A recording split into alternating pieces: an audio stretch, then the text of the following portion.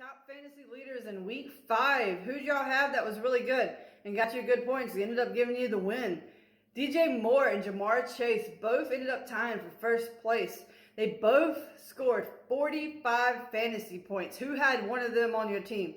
I ended up having DJ Moore on my team. Had him benched the week before. Thank goodness I took him off my bench before week 5's game because I would have cried if I saw that 45 points on the bench, right? DJ Moore had 230 yards and 3 touchdowns. Ja'Marr Chase had 192 yards and 3 touchdowns as well. They both were phenomenal. They both were really able to just create a gap between them and the defender, and it was just amazing to see. Moore's been okay this season, but this was definitely his best game that he's had, and we haven't seen an outbreak moment from Chase all season yet, and we were waiting on that, right? He got mad last game and was like, just give me the ball, I can score. I'm always open. He said something like that. And he was. He was open 3 different times yesterday's game. Got 3 touchdowns, so 45 points for him. I expect that to keep on going.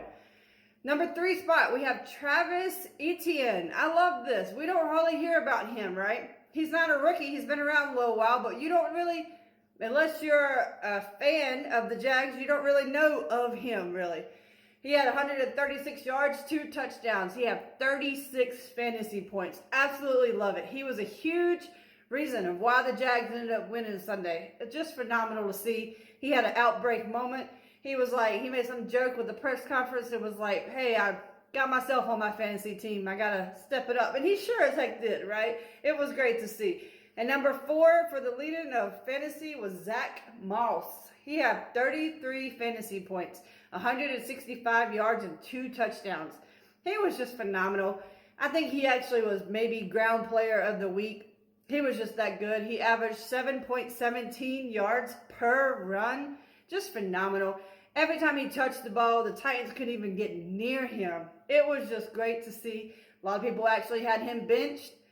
Some people traded him, was wondering what you should do with him. You could keep him. You know, he's pretty good. Or you could sell high for him at the moment. All right, there's no top fantasies for week 5. Let's get ready for week 6.